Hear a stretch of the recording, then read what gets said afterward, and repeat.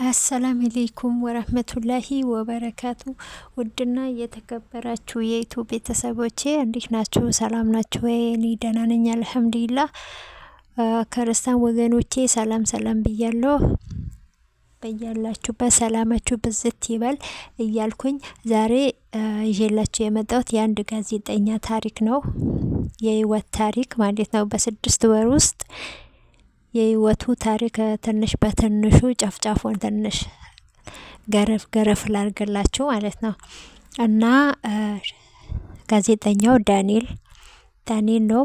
ሚኪ ሾራ የሚሰራው የሚኪ ጓደኛ ነው። ጎጆ ቲዩብ ላይ ታውቁታላችሁ ሚኪን ማለት ነው። ዛሬ ደግሞ የዳኒን ታሪክ ነው ይዤላችሁ የመጣሁት። እንዳልኳችሁ ዳኒ አሁን ያለበት ሁኔታ በጣም ነው የሚያሳዝነው። እውነት እንጃ በጣም አሳዝኖኛል። በያላችሁበት እስቲ ሙስሊም ክርስቲያኖችም ሁላችሁም ዱአ አርጉለት፣ ቆሞ እንዲሄድ ዱአ አርጉለት። አሁን በዊልቸር ነው ያለው። ዱአ አርጉለት። እስቲ ደግሞ ቻናላቸውን ገብታችሁ ሰብስክራይብ አርጉላቸው። የሁለቱንም ገና ታዳጊ ልጆች ናቸው። ትንሽ ህፃን ናቸው። ያኔ ብዙ አላደጉም ግን በዚህ እድሜያቸው ለህዝብ ብሎ የሚከፍሉት ዋጋ እኛ ደግሞ ዩቲዩባቸውን ሰብስክራይብ በማድረግ ማበረታታት አለብን ብዬ አስባለሁ። ማንኛውም አገባ፣ ተፋታ፣ ወለደ ምናምን የምለውን ገብተን ሰብስክራይብ፣ ላይክ፣ ሼር እያየን አይደል እንዴ? እነዚህ ደግሞ ለህዝብ ስላቆሙ እኛ ደግሞ ላይክ፣ ሼር፣ ሰብስክራይብ በማድረግ መተባበር አለብን ብዬ አስባለሁ። እና የዳኒን ነገር ዳኒ ከዚህ በፊት እናቱ ሞታለች። ከ6 ወር በፊት እናቱ ከሞተች በኋላ እንደገና ደግሞ ሌላ አዲስ ነገር መጣ። ያም ደግሞ እናትክ አይደለችም፣ እናትክ ሌላ ሰው ናት ተብሎ ወንድሙ ሊያስገድለው ይመጣል። ሊያስገድለው ስላችሁ ያኔ በውርስ ጉዳይ ማለት ነው። በውርስ ጉዳይ ሊያስገድለው ይመጣል። ከዛ በሱ ሰው ገሏል ብሎ እስር ቤት እንዲገባ ያደርገዋል ወንድሙ ማለት ነው። ከዛ ወንድሙ ዲኤንኤ ተመርምሮ በዲኤንኤ ሲረጋገጥ ወንድሙ ነው። እናቱ ማለች ተባለች፣ መጣች። ለምንድነው ለዚህ ሴት ያሰጣቻት ተብላ ስትጠየቅ እኔ የምበላው ነገር አልነበረኝም፣ በጣም ተቸግረን ነበረ። ልጁ ደግሞ እነሱ ሀብታም ስለሆኑ ስላላቸው በጥሩ ሁኔታ ያሳድጉታል ብዬ ነው የሰጠዋቸው። እሺ በኋላ ያልፈለኩበትም ምክንያት እንዳትመጪ፣ ልጁን አታበላሹ፣ ልጁ አያቅም ተብዬ በዚህ ምክንያት ነው እስካሁን ድረስ ልጄን ያልፈለኩት ብላ መጣችሁ።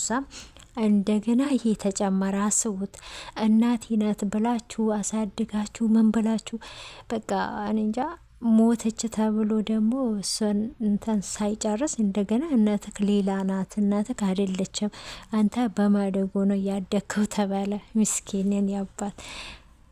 ከዛ እሱንም እንደምንም ሆኖ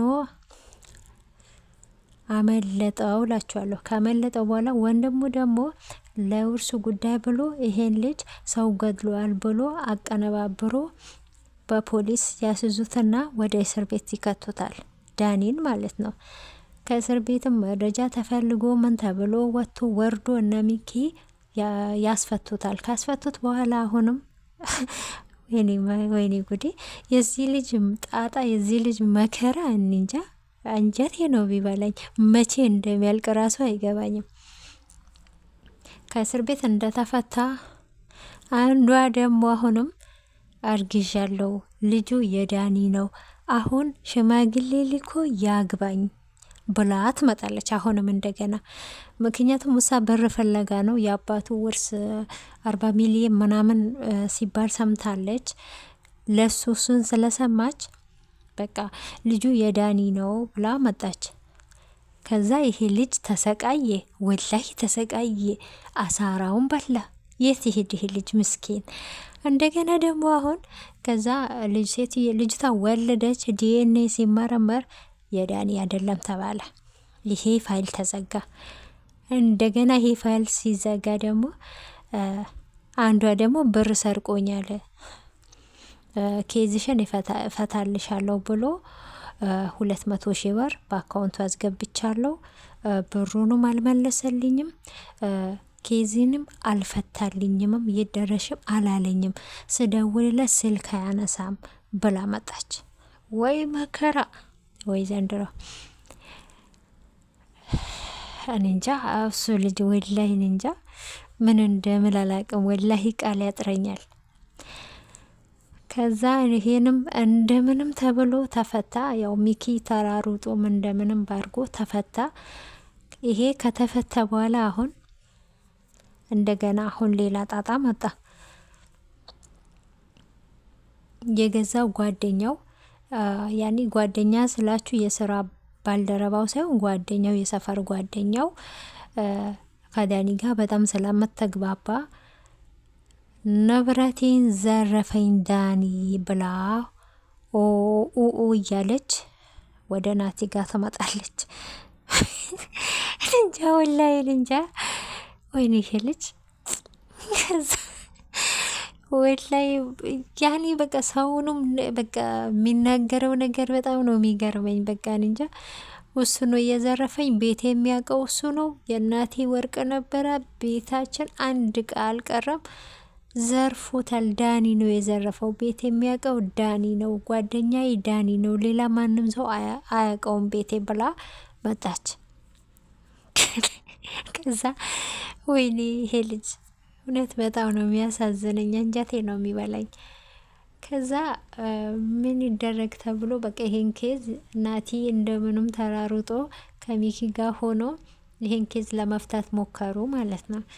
ያዲ ዳኒ አይደለም በቃ ስሙ እንጃ። በቃ ለሁሉም የሚታየው እሱ ልጅ ብቻ ነው መሰለኝ። ስሙ አላቅም ለምን እንደዚህ እንደሚያደርጉት። ከዛ ይሄም እንደገና ይሄን እየፈታ እያለ በቃ ጨነቀው መሰለኝ፣ በዛበት መሰለኝ። ራሴን አጠፋለሁ ብሎ ራሱን ሊያጠፋ እንትን ሲል እና ናቲና ሚኪ ደርሶ አዳኑት። የኔ አባት ያኔ በስቶበታል ወላሂ። ያም ይመጣል ዳኒ፣ ያም ይመጣል ዳኒ፣ ያም ይመጣል ዳኒ። አላቅም እንጃ። ልጁ ደግሞ ምስኪን ነው። በቃ ያኔ ተንኮል ምናምን አያስብም። ከዛ እንደገና ደግሞ ይሄ ራሱን ሊያጠፋ እንደምንም እንትን ብሎ ከልክሎት ከመጣ በኋላ አንድ አክስት የምትባል አለች። ውሳ መታ ደግሞ እነ ሚኪ አልደረሱልክም፣ ራስክን እንዴት ሲያጠፋ ዝም አላችሁት? እኔ ለእናንተ ደረሰ ጥቼ ምናምን ምናምን ብላ ከነ ሚኪ ታጣላቸዋለች። አጣላቻቸውና ዳኒም በቃ እሱ በሰው ነው የሚዞረው። በቃ በሰው ነው በቃ ምስኪን ልጅ ነው። በቃ ምንም አያቅም ይሁን አላቅም። ሰውነ ነገር ስለው በቃ ይረሳዋል። የድሮውን ያሳለፈውን ነገር ይረሳው ይሁን ችግሩ ላይ በላዩ ስለመጣበት አላቅም። በስ ያኔ ከዛ ከነ ሚኪ ተለያየ ማለት ነው። ናቲንም ሚኪን ሙልጭ አርጎ ሰድቦት አንድ ነገር ሳያስቀራለት ወላሂ እንጃ ሙልጭ አርጎ ሰድቦት በቃ እኔ ካሁን ባለ ስራ አልሰራም፣ ከእናንተ ጋር መገናኘትም አልፈልግም፣ በቃኝ፣ ካሁን ባላ አትፈልጉኝም፣ አልፈልጋችሁም ብሎ ከነሚኪ ተለያየ ማለት ነው። ከተለያየ በኋላ አሁን ይቺ አክስት የምትባለዋ ከነሚኪ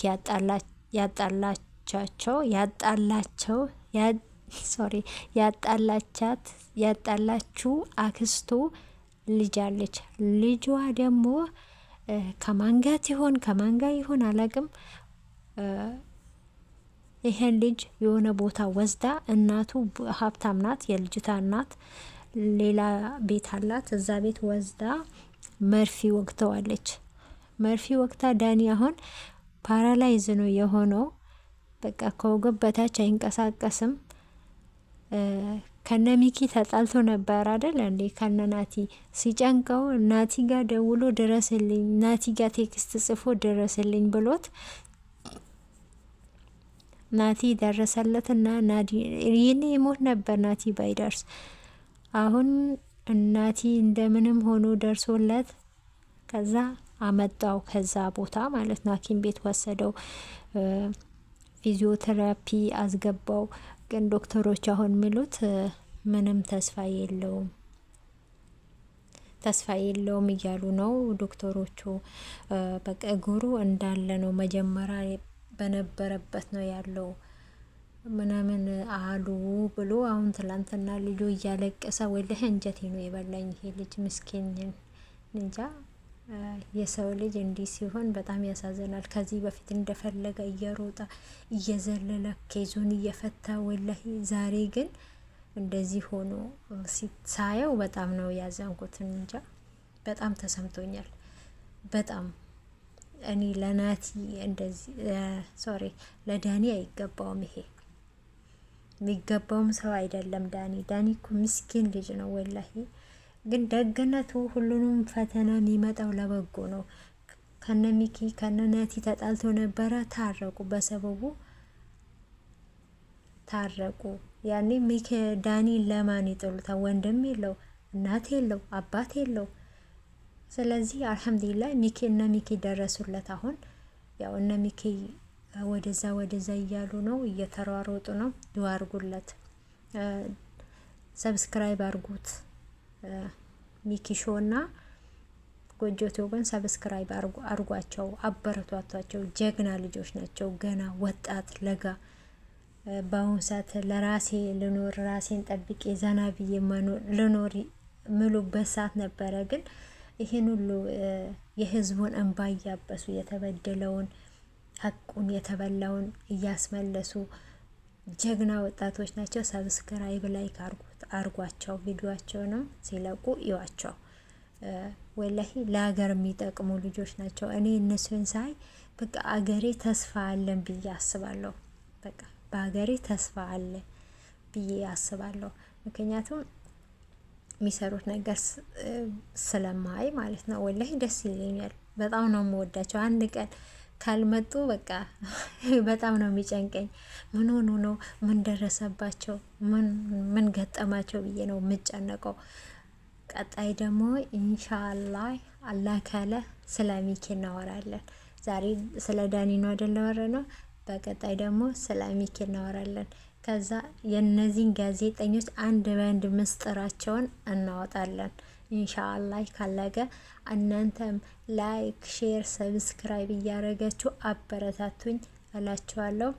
ኢንሻአላህ በሚቀጥለው ቪዲዮ እንመለሳለን። ከፈጣሪ ጋር ዱአ አርጎልን እንዳትረሱ። ላይክ፣ ሼር፣ ሰብስክራይብ አርጎኝ እሺ ውዶቼ የኔ ማሮች።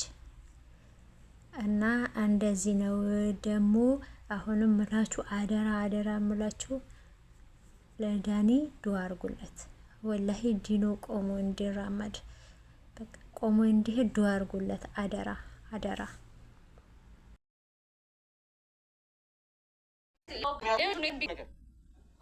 አንድ ጥያቄ ልጠይቅሽ እሺ? ሁሉንም ነገር በአክስቴ ያሳበብሽው ለምንድን ነው? ሳታለቅሽ በስነ ስርዓት ተናገሪ። እዚህ ጋር ይሄን ያዙም ጊዜ ማጥፋት ነው ማለት ነው። እዩ ለምንድን ነው የማትሰማኝ? በቃ እኔ ከዚህ ቦታ ላይ